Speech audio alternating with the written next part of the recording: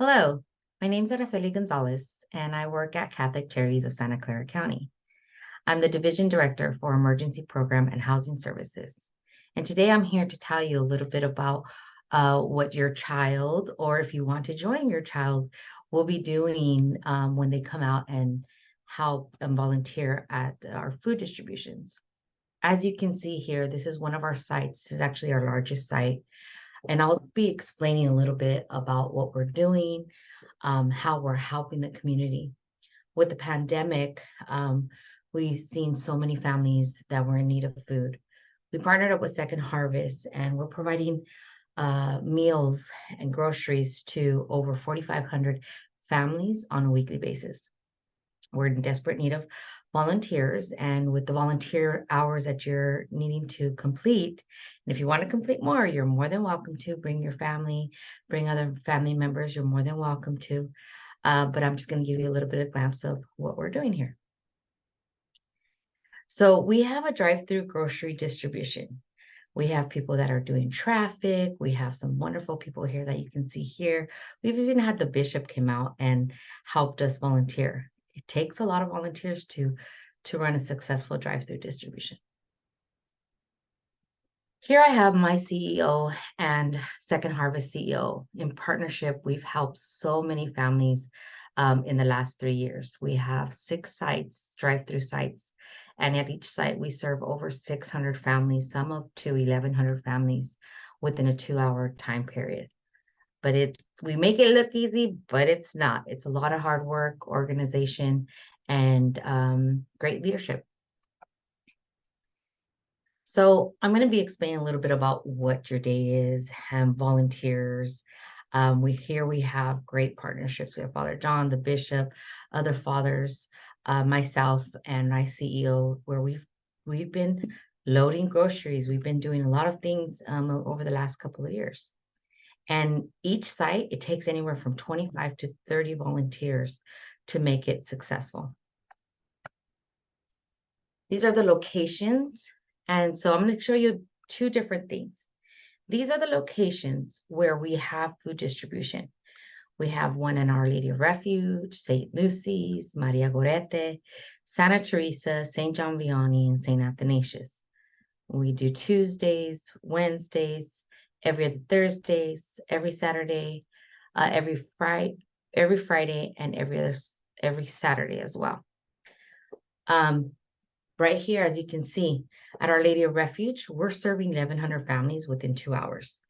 St. Lucy's, 800 families. Maria Gorete, 650 families. Santa Teresa, 700 families. St. John Vianney, 900 families. St. Athanasius, 600 families that get registered on site, get served, get provided their meals, and they're on their way. Now, it's like I said, it takes a lot to get this done. Volunteers, this is the actual time that you would be reporting to site. So by signing up to do the volunteers with us, this is what you are expected to do. At Our Lady of Refuge, even though our distribution is from 5 to 7, we have families lining up at 2 o'clock. So for each site, I have put a time on here. Our Lady of Refuge, we would have you come at 2:30 and then leave at 7:30. St. Lucy's, 8 a.m., leave at 12:30. Maria Gorete, it's every second and fourth Thursday of the month. You would come at 8 and you would leave at 12:30. Santa Teresa, it's every Saturday. You would come in at 8:30 and leave at 11:30. St. John Vianney, you would come in at 12 and you would leave at 4:30. St. Athanasius in Mountain View, it's every second and fourth Saturday of the month. And you would come in at 8 and you would leave at 12:30. Now, again, you must watch this video before you show up to site. Here's a couple of dress code guidelines. Because we're dealing with so many cars in a short amount of time, safety is our first concern. We ask that no open-toe shoes, no dress shoes, volunteers not wear sandals. or open chute, because of the fact that when you're volunteering, we want to make the safety. What if a gallon of milk falls on you or a box falls on you? Safety is our first concern. If you wear shorts, because if you're volunteering in the summer, they have to be 2 inches above your knee. Long pants are highly recommended. Dress appropriate to do physical activities. When I say dress appropriately, I don't want you coming in and wearing your best, because if you wear your best and it gets stained, you're going to get a little upset about that. So we want to make sure that you come in and you're wearing something that it's okay to get dirty. It's okay to get a little milk on, or you're having to wipe yourself because we're out in the parking lot. We're out in the parking lot the whole entire time. And we want to make sure that, you're not wearing really, really nice clothes where you might get it damaged. What your day will look like as a volunteer. So when you arrive at each site, whichever site you choose to show up, your parent or your guardian will need to check you in and out. So we'll get your information, we'll check you in. We'll have a binder specifically from the probation officer will actually send us your information that you'll be able to come in, and we'll have you assigned for that day. Your guardian will check you in and check you out. And then we'll give you your assignment. You'll either be checking in with Monique, and sometimes Jennifer's on site, depending on the site, but most likely you'll be checking in with Monique. She'll give you an assignment, and I wanted to introduce you to our Big Blue. So this Big Blue is our office on wheels. Believe it or not, it has all of our tablecloths, our cones, our tables, our signage, canopies. This is what gets you 6 days a week, and we unload it and load it right back up. So Monique will show you how to load it and load it right back up. Like I said, it takes anywhere from 25 to 30 volunteers. We've had a shortage of volunteers, so we have to adapt to what the volunteers do. And I'll go over specific instructions on what you'll be doing. Once you get there, after you get checked in with Monique, she'll give you an assignment. And I'll go over the assignments right after this. So positions when a drive-through. As you can see, there could be a multiple of 200 or 400 cars in the driveway. We have registers that if you're bilingual, it's great, because then we'll have you help register clients. There's tablets. We do have some honorable volunteers. If you see the bishop right here, he's wearing this blue vest. These blue vests are volunteers that have well over 100 hours of volunteering with Catholic Charities. So they know what we're doing, and they'll actually guide you and show you the way. Because you are a minor, all of our minors wear pink vest. The pink vest identifies you that we have to take a little bit more extra precaution because of the fact that you are a minor. And, sometimes we have honorable volunteers that will say, we'll ask you, are you in school? What are you doing? Just kind of give you the guidance, because they know that you're out there volunteering. Yes, I know you only have to do maybe 4 or 5 hours volunteer, but you're more than welcome to come out and do more. So like I mentioned, registration. So first, a person does registration. All the registration happens in their car. They roll down the window, or they don't have to roll down the window. We get them registered. And then we also have table loaders. Table loaders put the boxes of sets of food on the table. And we have car loaders. Car loaders are the ones that put the boxes inside the car.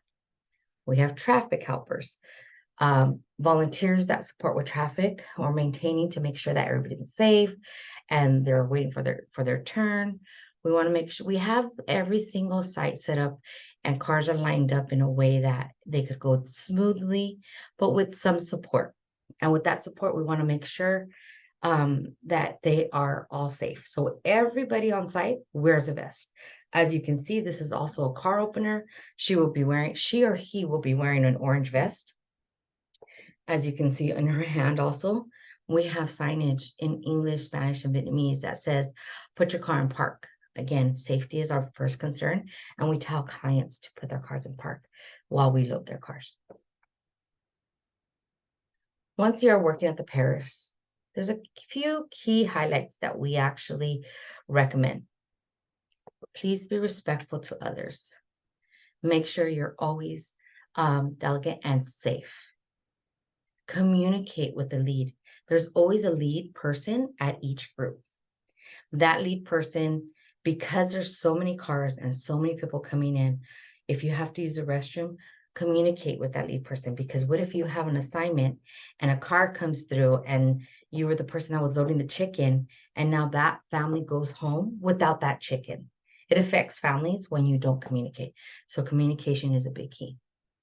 Again, please make sure that you're communicating and talking to your lead. There's a lead at each site. Any concerns, questions, ask the site leads or the honorable volunteers dressed in the blue vest. No slamming doors, no yelling. We use walkies for communications. So the reason why we say no slamming doors, no yelling is we don't know if that person in that vehicle hasn't had a meal in a couple of days. We don't know if it's their first time coming to these sites. What if it's the first time that they've never asked for help and now they're coming to ask for help? We want to make sure that they're not discouraged or they feel comfortable that it's okay to come and get the services that we have provide. That's why, trauma we know comes with many different avenues. And sometimes when a person is trauma and a slamming of a car door triggers something, if that person is not put their car in park and only has their brakes on and the slamming of a door sparks something, we want to make sure that's why we make sure everybody's in park. And we're always saying thank you, have a smile.